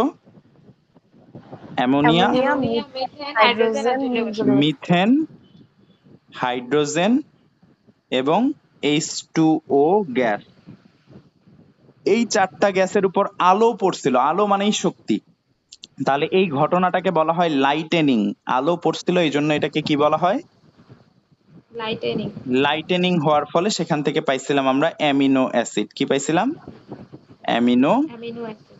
অ্যাসিড। এই কথাটাই বলেছেন কে? ওই যে একটু আগে দুইটা নাম লিখে দিলাম, পাশে ব্র্যাকেটে নাম দুইটা লিখে রাখতে পারো, মিলার ভাই এবং ইউরে। দেখা যাচ্ছে না। মিলার এবং ইউরে তারা এই কথাটি বলেছিলেন। ওকে, আচ্ছা, কারো কোনো প্রবলেম হচ্ছে বলো? দেখতে পাচ্ছি না, এটাই প্রবলেম। কোন জিনিসটা দেখতে পাচ্ছ না বলো তো? আপনি দেখেন একটু, না, আমি তো দেখতে পাচ্ছি। লাস্টের গুলো দেখা যাচ্ছে না, লাইটের পরে। আচ্ছা, তুমি কি ফোনটা রোটেট করেছো? আমি ল্যাপটপে ভাইয়া। আচ্ছা, ল্যাপটপে, সেজন্য হয়তো দেখতে পাচ্ছ না। ল্যাপটপে ফুল স্ক্রিন করা থাকলে দেখতে পাইতে হয়তো। আচ্ছা, যাই না, হোক, দেখো ফুল স্ক্রিন করা যাচ্ছে না এটা। স্ক্রিন কি ছোট হয়ে গেছে না? আচ্ছা, যাই হোক, এখন হ্যাঁ ওখানে পিন করার পরে নিচে দেখো একটা অপশন আছে, তোমার চারটা কোণা দিয়ে একটা বক্স আছে, ওই হ্যাঁ বক্সটাতে। হ্যাঁ করছি, হ্যাঁ বড় করছি। হ্যাঁ ভাইয়া, থ্যাংক ইউ। আচ্ছা, এখন দেখা যাচ্ছে? হ্যাঁ একদম ক্লিয়ার। আচ্ছা, ঠিক আছে। তাহলে দেখো যে এই চারটা গ্যাস থেকে প্রথম ইয়াটা তৈরি হয়েছিল, প্রথম অ্যামিনো অ্যাসিড তৈরি হয়েছিল। এই ঘটনাটাকে বলা হয় লাইটেনিং। ওকে, আলো পড়ার ফলে যেহেতু এটা হয়েছিল, এটাকে বলা হয় লাইটেনিং। আচ্ছা, এরপরে লিখো যে 3 নাম্বার কথা, আরএনএ দিয়েই প্রথম বংশগতির ধারা শুরু হয়েছিল। আরএনএ দিয়ে বংশগতির ধারা শুরু হয়। লিখেছো? 4 নাম্বার, এইখানেই লিখো যে প্রথম সৃষ্ট কোষটি ছিল আদিকোষ। প্রথম সৃষ্ট কোষ ছিল আদিকোষ। এই চারটা হচ্ছে আমাদের এখানকার মূল কথা। এই চারটা কথা লিখেছো সবাই? আচ্ছা লিখতেছি, ভাইয়া, শেষ ওই হয়নি। পানির নিচে যেটা দেওয়া আছে ওটাকে 3 দেওয়া আছে, মানে H2O নিচে। গ্যাস। না না জি। না না, ওখানে গ্যাস লেখা আছে। জি জি, ও গ্যাস। জি। ঠিক ওকে আছে। ভাইয়া। আচ্ছা, এই চারটা হচ্ছে আরএনএ ওয়ার্ল্ড হাইপোথিসিসের মূল কথা। আমি একটু আগে বুঝাইলাম, এখন সেই জিনিসটার সামারাইজ করলাম যে আমাদের এখান থেকে চারটা কথা। বইয়ে আরো অনেকগুলো কথা আছে, অতগুলো পড়ার দরকার নাই। আমরা চারটা কথা মনে রাখবো, যে প্রথম কোষ জড় উপাদান থেকে তৈরি হয়। এই জড় উপাদানগুলো ছিল এই চারটা গ্যাস। এই গ্যাসের উপর লাইট পড়ছে, আলো পড়ছে, সেখান থেকে শক্তি পেয়ে এরা মিলে তৈরি করছে অ্যামিনো অ্যাসিড। এবং আরএনএ দিয়ে আমাদের বংশগতির ধারাটা শুরু হয়েছিল। প্রথম সৃষ্ট কোষটা ছিল একটা আদিকোষ। কারো কোনো কনফিউশন আছে এটুকুতে? না ভাইয়া। আচ্ছা, তাহলে আমাদের প্রথম কোষ সৃষ্টিটা ক্লিয়ার হলো। তাহলে আদি কোষ, এখন আমরা কি ধরনের কোষের জীব বলতো? আমরা যে মানুষ আছি বা আমরা তো অন্যান্যরা আছে, প্রকৃত কোষ। আমরা প্রকৃত কোষ। তাহলে আদি কোষ থেকে তো কোনো না কোনো ভাবে প্রকৃত কোষ তৈরি হয়েছে, তাই না? তো আগে এইটা নিয়ে, ব্যাকটেরিয়া ভাইরাস তৈরি হয়েছে। হ্যাঁ, এইটা নিয়ে আরেকটা গল্প আছে, সেটাকে আমরা এখন আলোচনা করব। এইটার হেডিং দাও, আদি কোষ থেকে। আদি কোষ থেকে মনে রাখবা প্রথমে তৈরি হয় প্রকৃত উদ্ভিদ কোষ, সরি, প্রকৃত প্রাণী কোষ। প্রকৃত প্রাণী কোষ। এই প্রকৃত প্রাণী কোষ থেকে এর পরে তৈরি হয় হচ্ছে প্রকৃত উদ্ভিদ কোষ। কি তৈরি হয়? প্রকৃত উদ্ভিদ কোষ। উদ্ভিদ কোষ। তাহলে এতক্ষণ, আর তার আগে হচ্ছে জড় উপাদান, জড় গ্যাস, ওই চারটা গ্যাস, ওই গ্যাসগুলো থেকে তৈরি হয়েছিল আদিকোষ। এইটুকু এতক্ষণে আমরা জেনেছি। বাকিটুকু এখন আমাদের জানতে হবে যে এই আদিকোষ থেকে প্রকৃত হইল কিভাবে, আবার প্রকৃত থেকে উদ্ভিদ কোষ হইল কিভাবে। ঠিক আছে, আমরা এখন এইটুকু জানবো। দেখো, এইটা একটা আদিকোষ। তখনকার দিনে বা তখনকার সময়ে পৃথিবী ছিল অনেক প্রতিকূল। পৃথিবী না, পুরো জগৎটাই ছিল অনেক প্রতিকূল। তো তখন আসলে একা একা টিকে থাকাটা খুব টাফ ছিল। কি ছিল? একা একা টিকে থাকাটা খুব টাফ ছিল। তাহলে তখনও কোন থিওরিটা আসবে বলতো? এই যে সামাজিকতার থিওরি আসবে। তার মানে তখনও চেষ্টা করা হয়েছে যে আমরা সামাজিক ভাবে বেঁচে থাকি।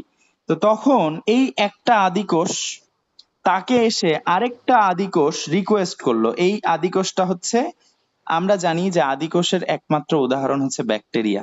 তো এইটা একটা ব্যাকটেরিয়া ছিল, তার নাম হচ্ছে, এখানে লিখো বায়োবিও ব্যাকটেরিয়া।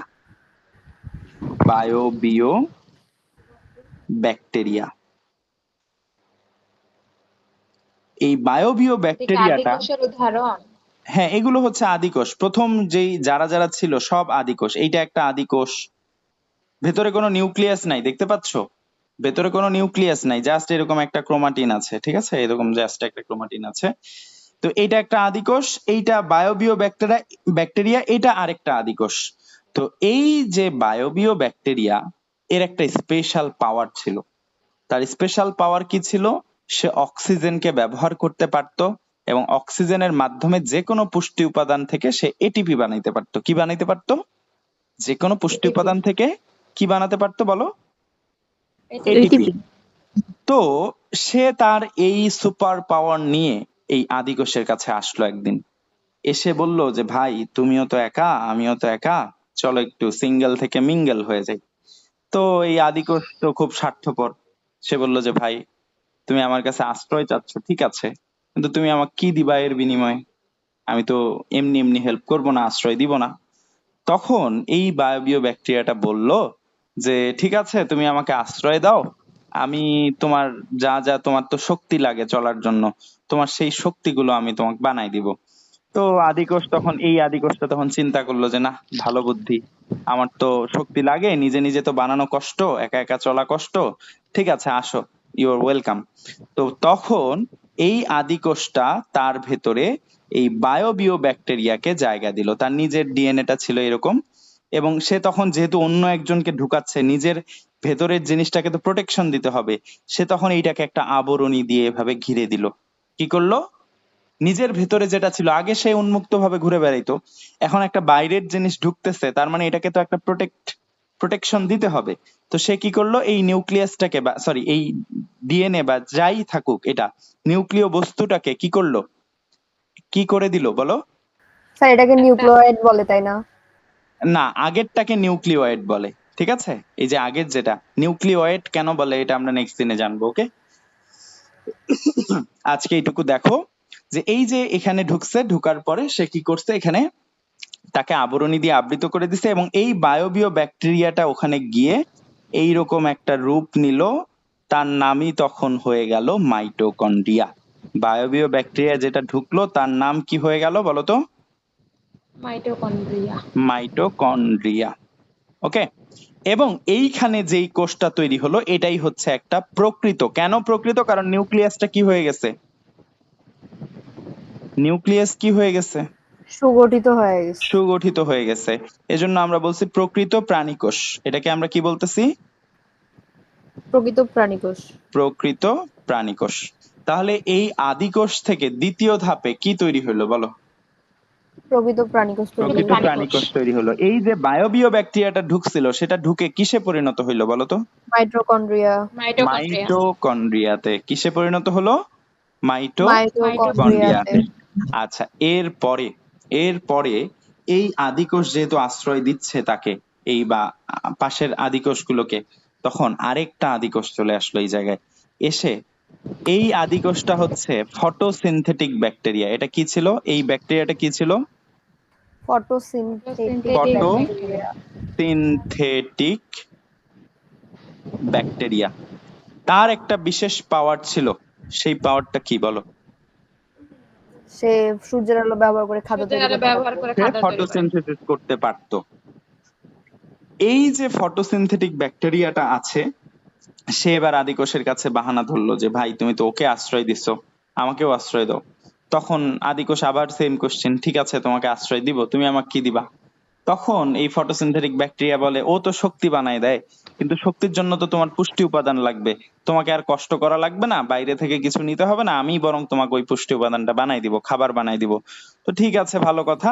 তারপরে তখন এই আদিকোষ যে ছিল তার এটা এই নিউক্লিয়াস, এখানে মাইটোকন্ড্রিয়া, এই নতুন যে ঢুকলো সে এখানে এসে অ্যাড হয়ে গেল, এবং সে এখানে ঢুকার পর এইরকম একটা অঙ্গাণু তৈরি করলো, যেটাকে আমরা বলি কি?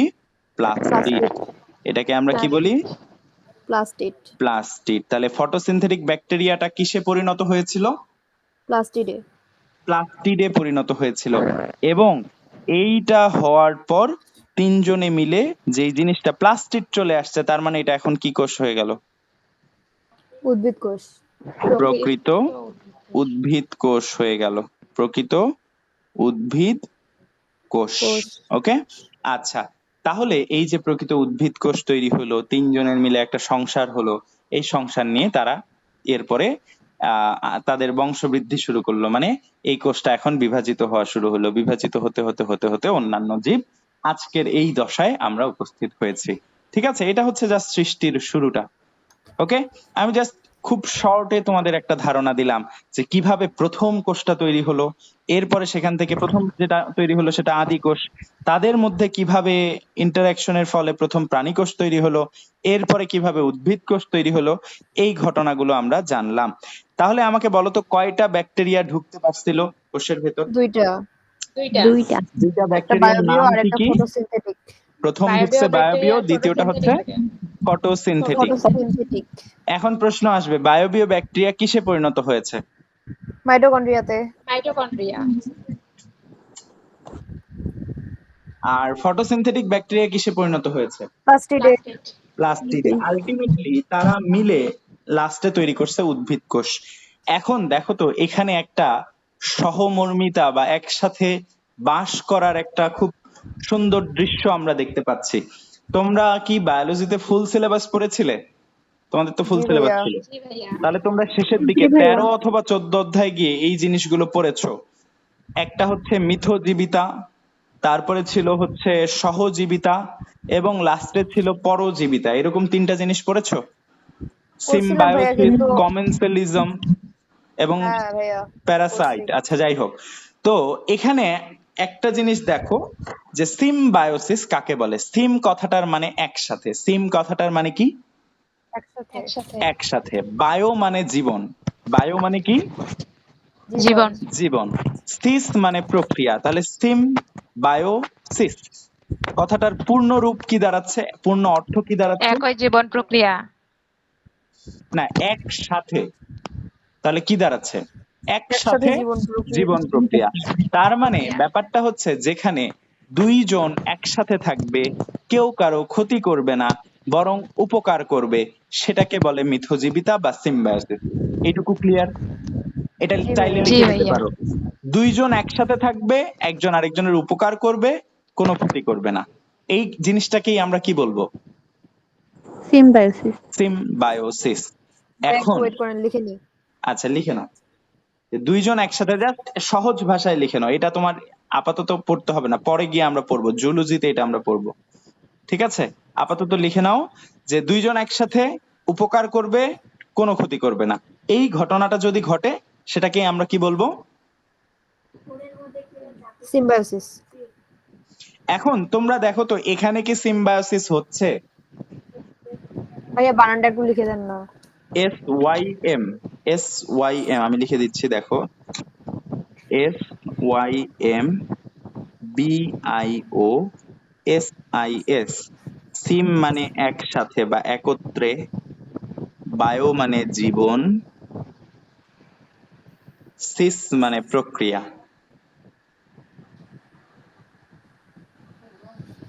আচ্ছা, তাহলে এখানে কি সিম্বায়োসিস হচ্ছে বলো তো? জি ভাইয়া হচ্ছে। কিন্তু সিম্বায়োসিসটা হচ্ছে কোথায়? এই তো প্রকৃত প্রাণী কোষে আর প্রকৃত উদ্ভিদ কোষে। কোষের ভেতরে। কোথায় হচ্ছে? হ্যাঁ, কোষের ভেতরে। এখন আরো কিছু টার্ম একটু লিখে নয়, আমরা বায়োলজিক্যাল অনেকগুলো টার্ম পড়বো। আমি তোমাদেরকে গতকালকে বলেছিলাম যে আমরা আসলে অর্থগুলো যদি বুঝি, তাহলে আমাদের জন্য বোঝাটা খুব ইজি হবে। দেখো, বায়োলজিতে এন্ডো কথার মানে কি বলতো? এন্ডো মানে কি? ভিতরে। এন্ডো মানে ভেতরে। এক্সো মানে কি? বাইরে। এক্সো মানে হচ্ছে বাইরে। এটার আরো রূপ আছে। এপি মানে বাইরে, এপি মানেও বাইরে। ঠিক আছে, তো যাই হোক, ওগুলো আমরা পরে জানবো। এখানে আমাদের যেটা লাগবে সেটা আমরা দেখে নিই। এন্ডো কথাটার মানে ভেতরে, আর সিম্বায়োসিস মানে একত্রে জীবন প্রক্রিয়া। তাহলে দেখো তো, এই ঘটনাটা কোথায় ঘটতেছে? এটা কি নর্মাল সিম্বায়োসিস নাকি কোষের ভেতরে সিম্বায়োসিস বলতো? কোষের ভেতরে কোষের এন্ডোসিম্বায়োসিস। ভেতরে একত্রে জীবন যাপন করতেছে তিনজন। তো এই জন্য এই পুরো প্রসেসটাকে বলা হয় এন্ডোসিম্বায়োসিস। এটাকে কি বলা হয়? এন্ডোসিম্বায়োসিস। এন্ডোসিম্বায়োসিস। তাহলে তোমরা কি অর্থটা বুঝেছো? বলো তো, এন্ডো মানে কি? ভেতরে ভেতরে। সিম্বায়োসিস মানে কি? একত্রে জীবন প্রক্রিয়া। একত্রে জীবন কাটাচ্ছে। এখন কে কে কাটাচ্ছে? কোষ তো ছিল, আদি কোষ তো ছিল, তার ভেতরে কে কে ঢুকছে? বায়োবিও ব্যাকটেরিয়া আর ফটোসিনথেটিক বায়োবিও ব্যাকটেরিয়া। ব্যাকটেরিয়া এবং ফটোসিনথেটিক ব্যাকটেরিয়া। এখন আমাকে বলো, এই যে যারা সিম্বায়োসিস করে তাদেরকে বলা হয় সিম্বায়ন্ট, তাহলে যারা এন্ডোসিম্বায়োসিস করে তাদেরকে কি বলবো? জাস্ট বলো আপাতত। এন্ডোসিম্বায়ন। এন্ডোসিম্বায়ন্ট। তাহলে যদি প্রশ্ন আসে, এটা বোর্ড কোশ্চিন এইচএসসির, যে নিচের কোনটি এন্ডোসিম্বায়ন্ট, তাহলে বলো তো কারা কারা এন্ডোসিম্বায়ন্ট হবে? বায়োবিও ব্যাকটেরিয়া আর ফটোসিনথেটিক ব্যাকটেরিয়া। তারা তো বাইরে ছিল, ভিতরে ঢুকার পর তারা কি হয়েছে? ও তাহলে শুধু মাইটোকন্ড্রিয়া আর প্লাস্টিড। মাইটোকন্ড্রিয়া এবং প্লাস্টিড, এক্স্যাক্টলি। তাহলে বলো তো এন্ডোসিম্বায়ন্ট কারা কারা? মুখস্থ করার কিছু নাই, পড়াটা বুঝো। মাইটোকন্ড্রিয়া। প্লাস্টিড এবং মাইটোকন্ড্রিয়া, এরা হচ্ছে এন্ডোসিম্বায়ন্ট। কারো কোনো প্রবলেম আছে এই প্রক্রিয়াটাতে? না না ভাইয়া। আশা করি কারো কোনো প্রবলেম নাই। তাহলে আমি তো এতক্ষণ বুঝালাম, এখন তোমরা কি লিখবা পরীক্ষায় যদি আসে এন্ডোসিম্বায়োসিস কি, অ্যান্সারটা কি হবে? তোমরা একটু এবার জটিল ভাষায়, বইয়ের ভাষায় লিখে নাও। আমি সহজ ভাষায় বুঝাইছি, এবার একটু জটিল ভাষায় লিখে নাও। লিখো যে নিউক্লিয়াস বিশিষ্ট একটি পোষক কোষে, নিউক্লিয়াস বিশিষ্ট একটি পোষক কোষে, নিউক্লিয়াস, হেডিং দাও এন্ডোসিম্বায়োসিস, এন্ডোসিম্বায়োসিস দিয়ে লিখো নিউক্লিয়াস বিশিষ্ট একটি পোষক কোষে কোন কোন ব্যাকটেরিয়া ঢুকছিল বলতো? বায়োবিও এবং ফটোসিনথেটিক। তাহলে এবার লিখো নিউক্লিয়াস বিশিষ্ট একটি পোষক কোষে বায়োবিও ও ফটোসিনথেটিক ব্যাকটেরিয়া প্রবেশ করে, বায়োবিও ও ফটোসিনথেটিক ব্যাকটেরিয়া প্রবেশ করে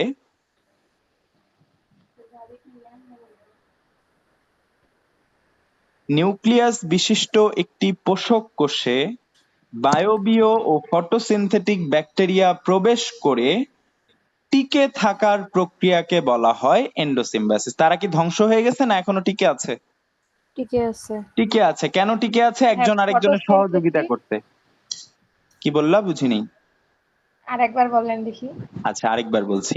নিউক্লিয়াস বিশিষ্ট একটি পোষক কোষে বায়োবিও ও ফটোসিনথেটিক ব্যাকটেরিয়া প্রবেশ করে টিকে থাকার প্রক্রিয়াকেই বলে এন্ডোসিম্বায়োসিস। লিখেছো? একটু ওয়েট। একটু দাঁড়ান। ওকে, না দাঁড়ানো যাবে না, বসেই পড়াই। আপনি একটা স্মার্ট বোর্ড নিয়ে নিলেই পারেন ভাইয়া। Smart board? স্মার্ট জি। স্মার্ট বোর্ডের তো মেলা দাম রে, আমি তো অত নামি দামি টিচার না, এটাই হচ্ছে হয়ে সমস্যা। যাবেন খুব দ্রুত, কোনো টেনশন নিয়েন না। না, এখানে আসলে ব্যাপার আছে, কারণ অনেক নামি দামি ভাইয়েরা আছে, আর আমাদের তো জীবন চলার জন্য এটা করা আর কি। এছাড়া আমরাও ওই সিম্বায়ন্ট, তোমাদের সাথে আমার সম্পর্ক সিম্বায়োসিসের। তোমরা টাকা দিচ্ছ, আমি পড়াচ্ছি, জীবন চলতেছে এই। এছাড়া তো আমার এটা সবাই তো আসলে, সেম কাজই করে। এটা আমার আসলে মানে ক্যারিয়ার করার ইচ্ছা নাই তো, যার কারণে এখন আমার এটা লাস্ট ইয়ার। তো তোমাদের ব্যাচটাই সম্ভবত আমার লাস্ট ব্যাচ, এরপরে আর কোনো ব্যাচ পড়াবো না। ইনশাআল্লাহ। ভাইয়া এবং মিষ্টি কোথায়?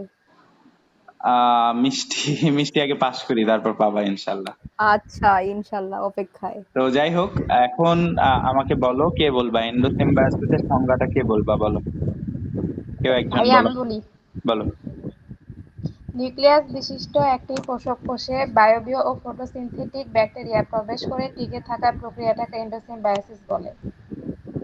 আচ্ছা, এর পরের লাইনে তোমরা লিখো এই বায়োবিও এবং ফটোসিনথেটিক ব্যাকটেরিয়া গুলোকে বলা হয় এন্ডোসিম্বায়ন্ট। বায়োবিও এবং ফটোসিনথেটিক ব্যাকটেরিয়া গুলো ভেতরে গিয়ে তৈরি করে এন্ডোসিম্বায়ন্ট, বা ভেতরে গিয়ে এন্ডোসিম্বায়ন্ট এ পরিণত হয়। এই কথাটা লিখো। এই বায়োবিও ও ফটোসিনথেটিক ব্যাকটেরিয়া গুলো ভেতরে গিয়ে এন্ডোসিম্বায়ন্ট এ পরিণত হয়।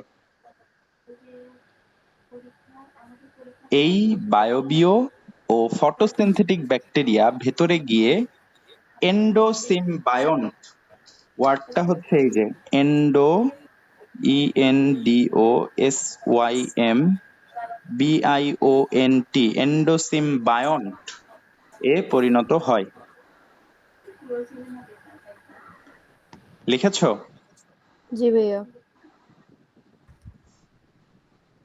এরপরে লিখো যে অতএব আচ্ছা এখানে লিখো যে বায়বীয় ব্যাকটেরিয়া কিসে পরিণত হলো, এটা লিখো। বায়বীয় ব্যাকটেরিয়াটা মাইটোকন্ড্রিয়াতে পরিণত হলো এবং ফটোসিনথেটিক ব্যাকটেরিয়াটা প্লাস্টিডে পরিণত হলো। এই দুইটা কথা লিখো। বায়বীয় ব্যাকটেরিয়া টান দিয়ে লিখো মাইটোকন্ড্রিয়া, ফটোসিনথেটিক ব্যাকটেরিয়া টান দিয়ে লিখো প্লাস্টিড।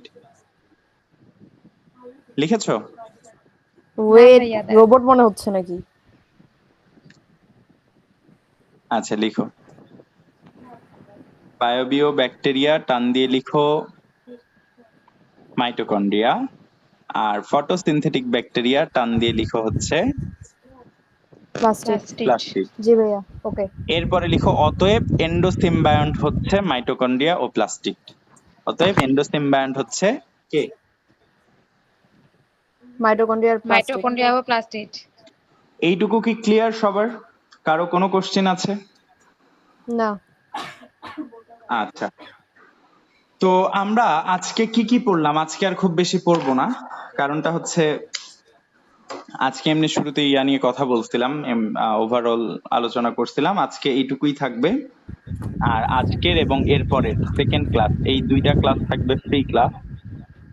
এই দুইটা ক্লাস কোনো ডে এর মধ্যে কাউন্ট হবে না। 3 নাম্বার ক্লাস থেকে তোমাদের ডে কাউন্ট হবে, ঠিক আছে? মানে তো আমরা যে আজকে 12 দিন হিসাব করব এটা হচ্ছে এটা থার্ড নাম্বার ক্লাস থেকে শুরু হবে। 3rd নাম্বার ক্লাসে ফার্স্ট ক্লাস হিসেবে কাউন্ট হবে। এই প্রথম দুইটা ক্লাস এটা ফ্রি ক্লাস, তোমরা চাইলে এই দুইটা ক্লাস পরেও আমাকে বাদ দিতে পারো, সমস্যা নেই। দেখো মানে এই ক্লাসটা লাস্ট ক্লাস ফ্রি ক্লাসের। এর পরেরটা লাস্ট ফ্রি ক্লাস হবে, সেকেন্ড ক্লাসটাও ফ্রি। ওকে, ও আচ্ছা আমি কারো গ্রুপে মেসেজ দেই নাই, তোমাদের এই 7 জনকে নিয়েই করাচ্ছি, কারণ আমার আরো দুইটা গ্রুপ আছে। পঞ্চগড় গার্লসের একটা গ্রুপ, ঠাকুরগাঁ গার্লসের একটা গ্রুপ, এমনি ওভারঅল একটা গ্রুপ আছে। ওগুলোতে মেসেজ দেই নাই, কারণ আন্দোলনের সময় পোলাপাইন বলবে যে একটু বেশি ইয়া হয়ে যাচ্ছে, তো এগুলো এই জন্য আর মেসেজ টেসেজ দেই নাই। তো যাই হোক, এখন আমরা যেটুকু পড়লাম সেটুকু একটু সামারাইজ করার চেষ্টা করি। আমরা প্রথমে পড়েছি যে কোষ কি। আমরা 4টা সংজ্ঞার মূল কথা পড়েছি। 4টা সংজ্ঞার মূল কথা ছিল এমন যে প্রথম বলেছেন জিন ব্রাকেট, তিনি বলেছেন গাঠনিক একক। লুইস সিকিভিস বলেছেন জৈবিক ক্রিয়াকলাপ বা কাজের একক। এবং এই দুইজনের কথাটাকে মিলায় এখন 3 নাম্বার এবং 4 নাম্বার জন তাদের মতামত দিচ্ছেন যে কোষ শুধু গঠনেরও না, কোষ শুধু কাজেরও না, বরং একসাথে তারা বলছেন কিসের একক? গঠন ও কাজের একক। তো এদের মধ্যে আমাদের লোই এবং সিকিভিজের সংজ্ঞাটা ডিটেইলস পড়তে হবে। তো লোই সিকিভিজের সংজ্ঞার কয়টা কথা মনে রাখতে হবে বলো তো? সংজ্ঞাটা দেওয়ার জন্য 3টা কথা। নাম্বার 1 কি হতে হবে কোষটাকে? জৈবিক ক্রিয়াকলাপের একক। ক্রিয়াকলাপের একক। নাম্বার 2 কি হতে হবে? এটা চারদিকে কি যা থাকতে একটি হবে? বৈষম্যভেদ্য ঝিল্লি দ্বারা বেষ্টিত। বৈষম্য ভেদ্য ঝিল্লি দ্বারা বেষ্টিত থাকবে। এবং 3 নাম্বার কথা কি? এটা অন্য কোনো সজীব মাধ্যম ছাড়াই নিজের প্রতিরূপ তৈরি করতে সক্ষম। নিজের প্রতিরূপ তৈরি করতে সক্ষম। তাহলে একটু সাজাই বললে যে সংজ্ঞাটা দাঁড়াবে, সাজাই বলতে হবে। আমি জাস্ট বোঝানোর জন্য ওভাবে ভেঙে ভেঙে বলছি। সাজাই তোমাদের বলতে হবে যে কোষ হলো জৈবিক ক্রিয়াকলাপের একক, যা একটি বৈষম্য ভেদ্য ঝিল্লি দ্বারা পরিবেষ্টিত এবং অন্য কোনো সজীব মাধ্যম ছাড়াই নিজের প্রতিরূপ তৈরিতে সক্ষম। এটাই হচ্ছে কোষের সংজ্ঞা। এই সংজ্ঞাটা দিয়েছেন কারা? লোই এবং সিকিভিস। এরপরে আসি কোষের ইতিহাস। আমরা বললাম যে 2 জন হুক কোষটাকে প্রথম টেনে বের করছে। প্রথম হুক 1665 সাল। দ্বিতীয় হুক হচ্ছে অ্যান্টনি ভন লিউয়েনহুক, তিনি বের করেছেন কত সালে? 1674 সাল, 9 বছর পর। 1674। এখন আসি রবার্ট হুক কি করছেন। প্রথম তিনি কাঠের ছিপি থেকে তার সরল অনুবীক্ষণ যন্ত্রে দেখেছেন। দেখার পরে তিনি এটা নিয়ে গবেষণা করে যখন দেখছেন যে ভেতরে অনেকগুলো ছোট ছোট কুঠুরি দেখতে পেয়েছেন, তো তিনি এইটাকে 3টা জিনিসের সাথে, 3টা মতবাদ আছে। কেউ বলেন যে মৌচাকের খোপের সাথে তুলনা করেন, কেউ বলেন সন্ন্যাসীদের কুঠুরির সাথে, কেউ আবার বলেন জেলখানার কয়েদিদের সেলের সাথে। তুলনা করে তিনি ল্যাটিন ভাষার সেলুলা শব্দ থেকে এটার নাম কি দেন বলতো? সেল। এবং তার আলোচনাগুলো কোন বইয়ে লিপিবদ্ধ করেন?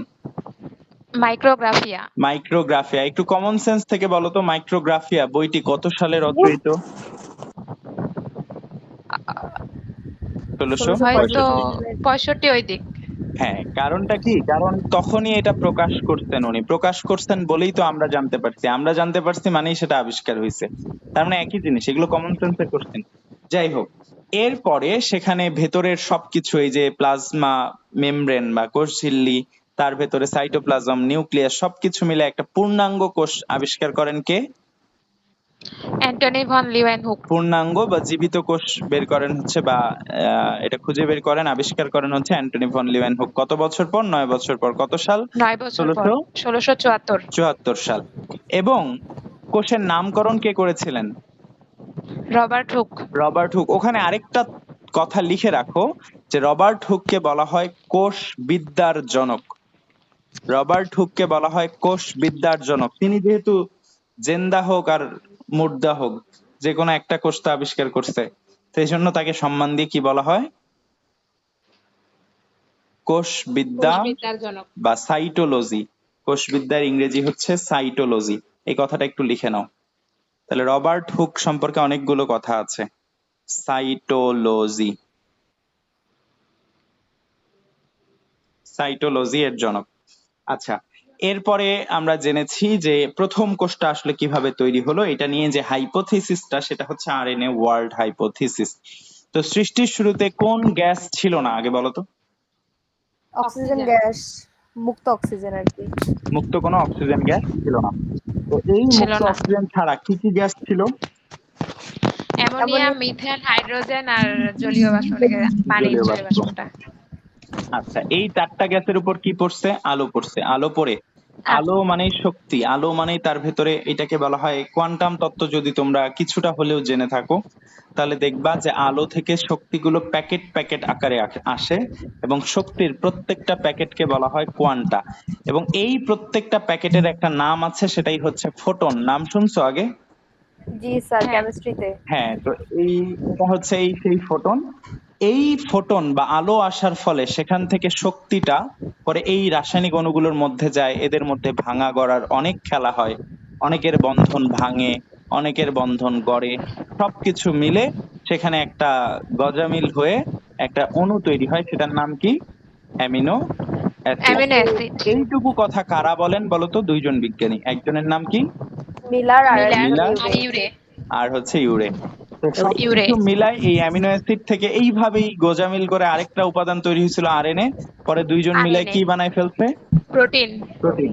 এবং সেই প্রোটিন দিয়েই প্রথম কোষটা তৈরি হয়েছিল, যেটা ছিল একটা আদি কোষ। আদি কোষ। এবং এই পুরো তত্ত্বটাকে বলা হয় RNA world RNA world hypothesis. Hypothesis. এখন ভাইয়া এর, সাউন্ডে একটু প্রবলেম হচ্ছে। আচ্ছা তাহলে আহ একটু তোমরা একটু মিউট হয়ে থাকো, আমি কথা বলি। দেখো, এখানে আমাদের যেটা মূল কথা দাঁড়াচ্ছে যে প্রথম কোষটা তাহলে ওই গ্যাসগুলো থেকে তৈরি হয়েছিল, যেগুলো ছিল জড় উপাদান। এরপরে ওই গ্যাসের উপর লাইটেনিং হয়েছে, অ্যামিনো অ্যাসিড তৈরি হয়েছে, এবং প্রথম বংশগতির ধারা শুরু হয়েছে আরএনএ দিয়ে। আর প্রথম যে কোষটা তৈরি হয়েছিল সেটা ছিল একটা আদি কোষ। এই হচ্ছে আমাদের আরএনএ ওয়ার্ল্ড হাইপোথিসিসের একটা সামারাইজড ভার্সন।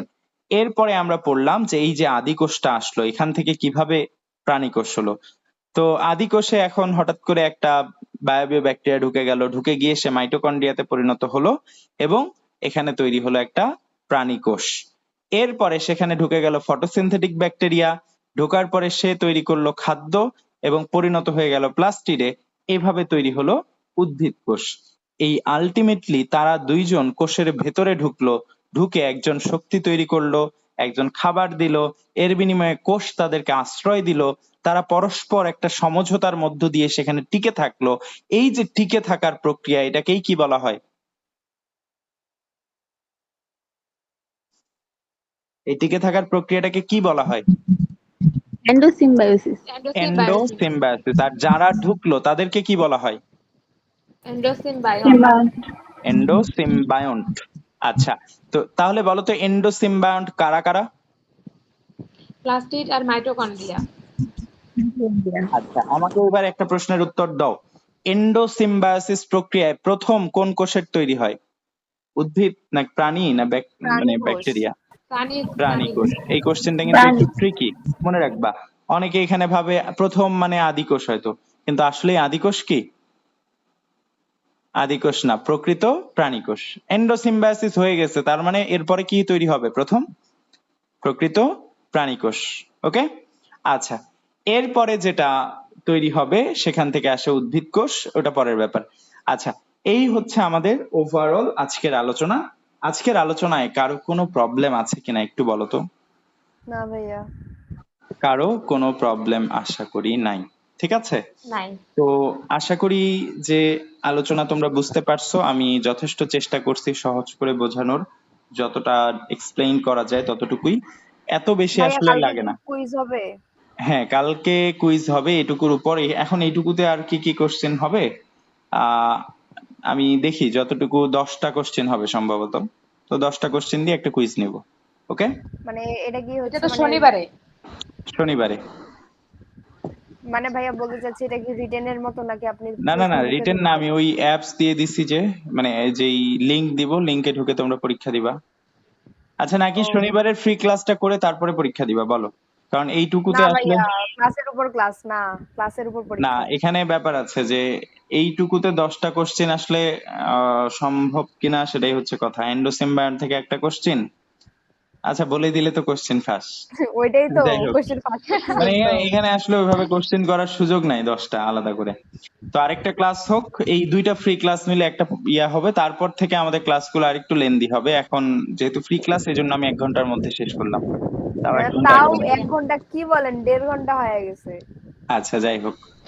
না, মানে আমার আমাদের আমার নর্মাল ক্লাস কি 2.5 ঘন্টা করে হবে? না না, নর্মাল ক্লাস 1 ঘন্টা 20 মিনিট, 15 মিনিট, ঠিক নাই। স্যার এটা ক্লাসে কোনোদিন তো স্যার 1 ঘন্টা 10 1.5 ঘন্টা মিনিটের হয়ে মধ্যে শেষ হয়, কোনোদিন 1 ঘন্টা 30 মিনিট, এমনও আছে 1 ঘন্টা 55 মিনিটের ক্লাস আছে। ওয়াও, টেনশন করার কিছু নাই, ভয় পায় না, অনেক ইনশাআল্লাহ টেনশন। সমস্যা হবে না। আচ্ছা, আমরা রেকর্ডটা অফ করি।